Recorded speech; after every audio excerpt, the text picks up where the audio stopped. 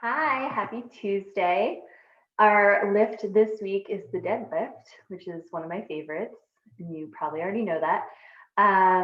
So I'm going to talk to you today about the different variations that you can do, why we started you with the progression that we did, and just why the deadlift is so important and why, even if it's challenging right now, why you should take the time to master it because it's totally worth it, and there's huge benefits for everyone with a back.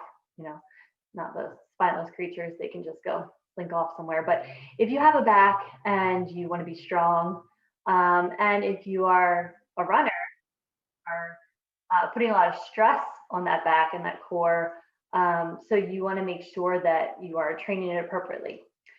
So, first of all, admire my eyebrows. Thank you. Not as cool as Meg's, but got them done at the same place, Wax in the City. Awesome place if you need a little pampering. So, there's the commercial break. Okay, back to the deadlift. So, the deadlift is so important for working what is called the posterior chain. That means your whole backside. Okay. The deadlift is a compound movement because there's multiple parts of your body involved. It's not a bicep curl where you're just going like this. And it's not just working your hamstrings, which you may have thought of before. The deadlift is working your hamstrings, it's working your glutes, and it's also working your lats, which is the biggest muscle in your back. So, in addition, it's working your core, you have to brace, working your grip strength. So it's one of those bang for your buck exercises that it makes sense to take the time to learn.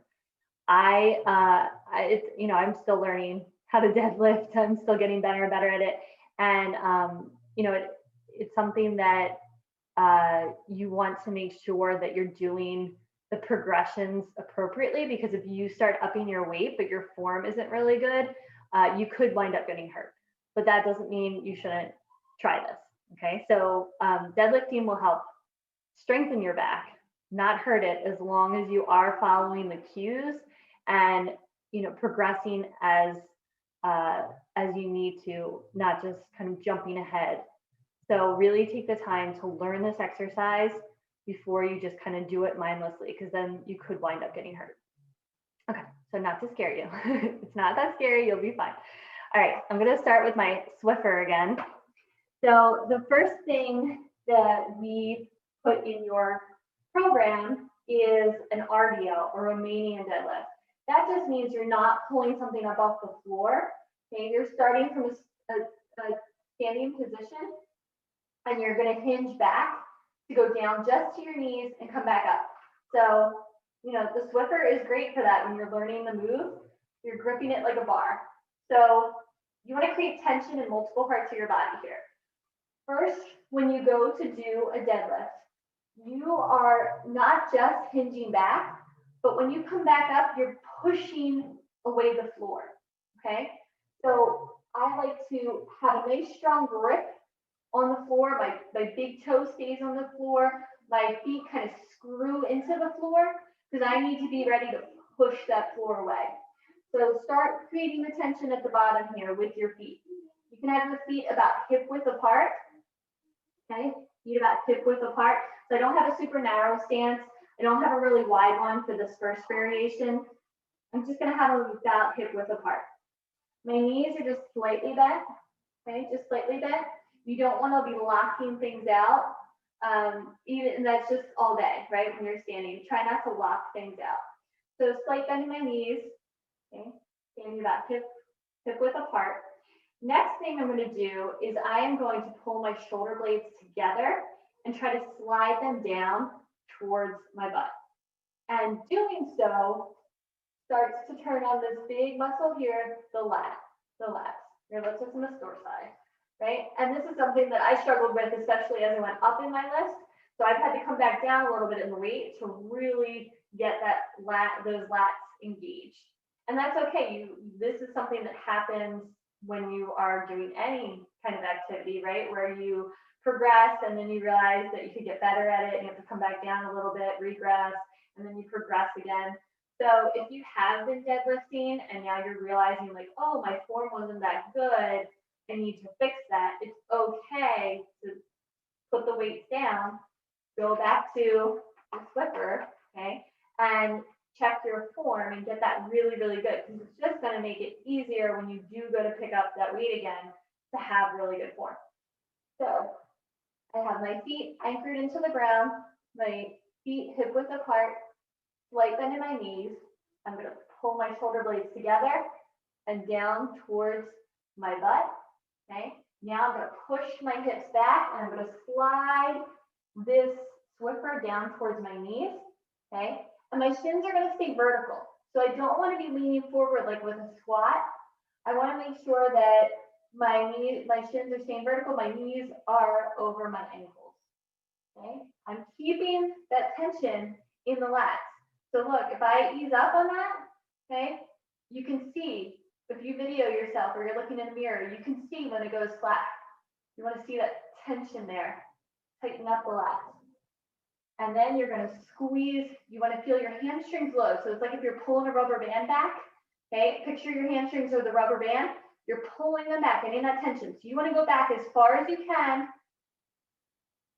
far as your hamstrings will allow, okay? As far as your mobility allows.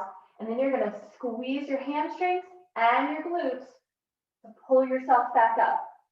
And the whole time, the lats are also engaged, okay? So it's like the lats are working with the hamstrings and the glutes to pull you back up. Now at the top, I want you to stand tall, like there's a crown on your head, okay? You are the queen of deadlifts, and you need to stand tall. Don't slouch over, and don't set your pelvis all the way out. So we don't want to see you come down and up like that, okay? Come back to neutral stance, ribs over hips.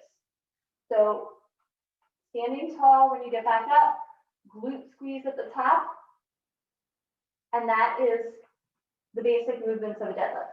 We start with an RDL, and you can start with no weight, or if you want to practice gripping something, a broomstick, SWiffer, and start with that, get that form down. Then you can progress to adding the kettlebell, which is the workout that we gave you, and exercise. You can progress to using a kettlebell deadlift. So for that, you want to put it between your toes, okay, between your feet, more towards your toes. Same thing, I'm going to set up. So I'm going to take an inhale, exhale, I'm going to close my ribs, tuck them down towards my pelvis. I'm going to pull my shoulder blades back and slide them down towards my butt. Now I'm ready. I already have tension generated from head to toe here. Now I'm going to push my hips back. And notice, look at my back, okay? Look at that angle. Look at that perfect angle there. I'm not reaching down to get my kettlebell with a rounded back. That is going to cause you back pain, okay? Don't do it. Some people do these perfect deadlifts when they're doing the actual deadlift, and then I see them, bend down and pick a bag up like this, or bend down and pick up a weight like this. No, this movement is a functional movement. You want to do it in all aspects of your life. So if you're bending down to pick up, the phone that you dropped, you're using a deadlift form. Don't go and think, oh, I'm not deadlifting heavy weight. I can just throw myself over like that. Okay, so this move right here is really important to practice for everyday life in addition to, lifting. Okay, so I'm going to try again. I'm screwing my feet into the floor. My big toes, all my toes are down, but my big toe is centered on the floor. I am pulling my shoulder blades together and sliding them down. I feel my lats engaged. Okay, I'm going to push my hips back. Look at that flat back. Okay, and as I reach for it, I'm still not letting this slack. Okay, you can see it. I'm keeping that tension. Okay, come up. Okay, start at the top, standing nice and tall, keeping those shoulder blades towards each other and down. I'm going to push my hips back. Kettlebell goes towards my knees. Look at my neck. I'm trying to keep it in line with my spine, not up like this, not looking all the way down the kettlebell like this. Okay, squeezing my glutes and hamstrings, coming back up. Nice neutral spine. I'm not arching back like this. I'm not too far forward. Okay, Standing nice and tall. Okay. I'll do a couple more.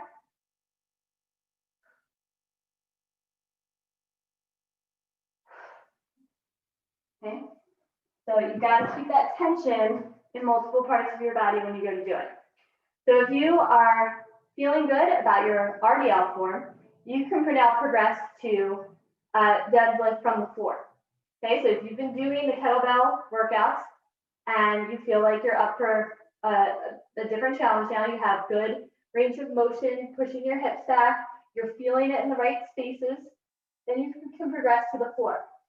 So the only change here would be with the kettlebell between your feet. Okay, this time when you go to get it from the floor, now you're starting. And you're going to put it all the way back down to the floor. Get yourself set up again.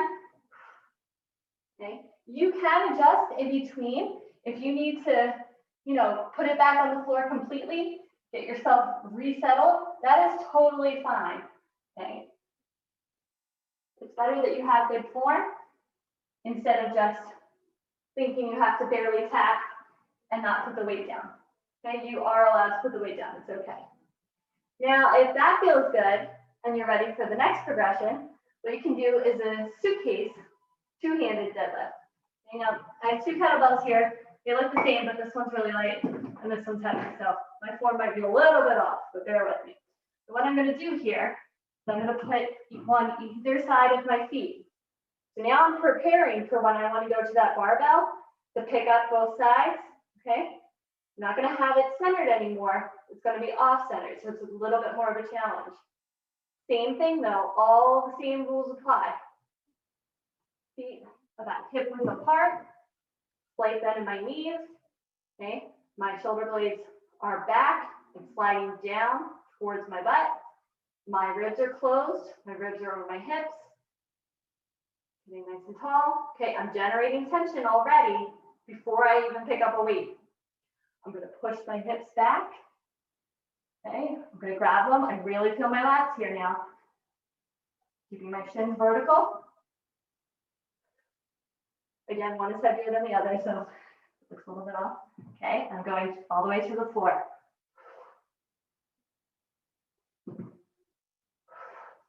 Feet from the side. Okay, same thing.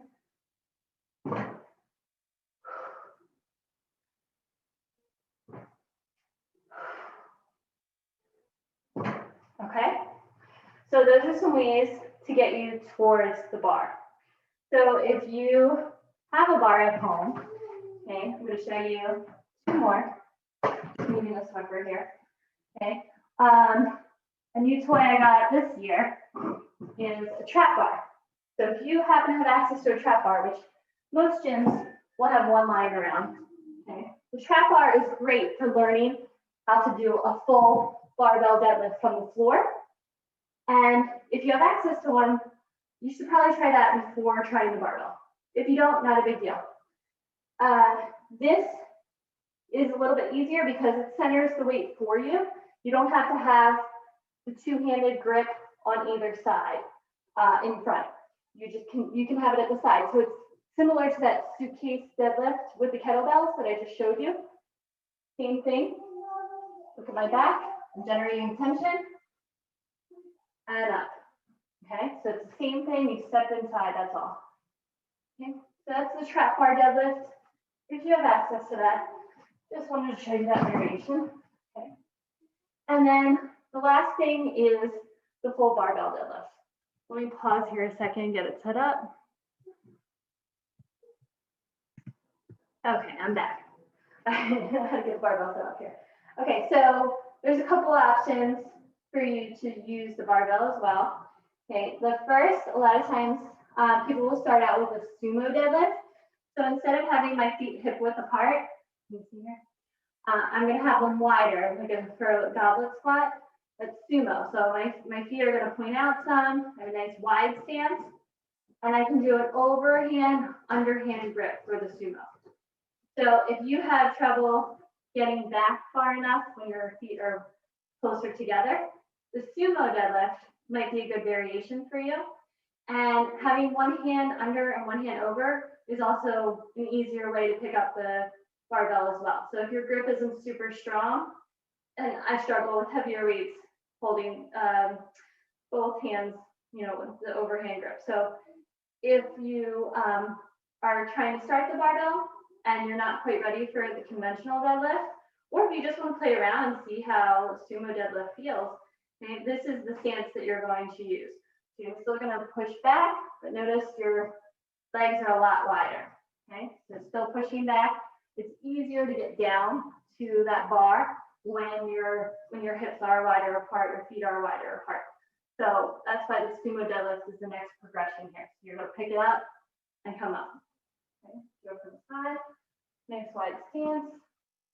Trying to get my bar even here. I start with the bar kind of in the middle of my foot. Okay, so it's close to my shin, but I don't like it too close to my shin. I also don't want it too far apart though, because if it's too far out, you're going to have to pull it towards you and then up. So it's extra work. So make sure it's pretty close to your shin. Did I say chin before? I meant shin. Okay, so again, I'm getting myself set up. I'm going to brace my core, ribs are closed, tuck down towards my pelvis. My shoulder blades are back, forward down towards my butt. I'm already generating that tension. My feet are screwed into the floor. Okay, tension from head to toe. Now I'm going to push my hips back. I have one hand over, one hand under. We're right around where my shins are. Okay, I'm going to squeeze my hamstrings and my glutes and come on up. Slow down here.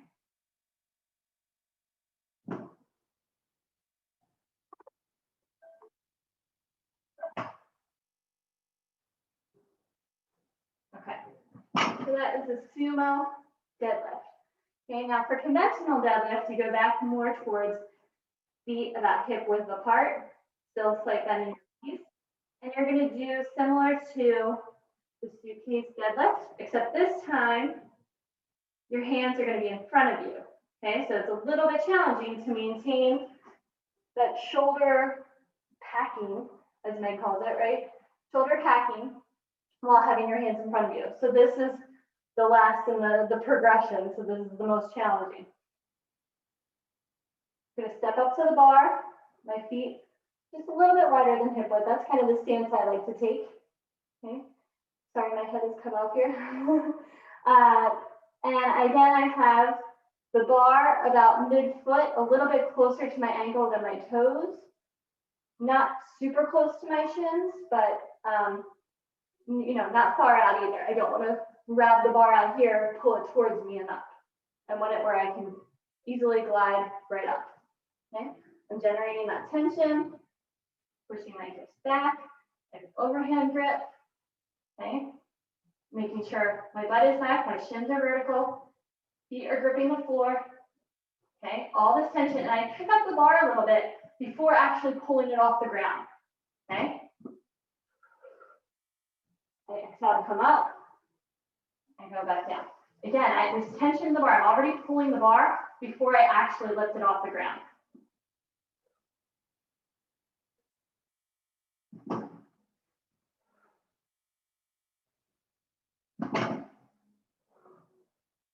Standing tall at the top, nice neutral spine. Okay. Whew, a lot of breath here. Eyebrows still looking good. Okay. So those are the progressions of the deadlift. Again, even if you have been deadlifting before, I have worked with clients who were deadlifting, but no one really taught them proper form, or if they did, it just didn't stick. And you know, could be lots of different reasons. So go back and check your form again. I had my form checked by Meg, you know, a couple weeks ago, and she's like, your shoulder blades are just not generating enough tension. And she was right. I was starting to feel it a little bit in my lower back. So don't be, you know, a bro. And, you know, just check your form, go back and fix up a couple things. You don't want to do these sloppy, especially once you start lifting heavier weight.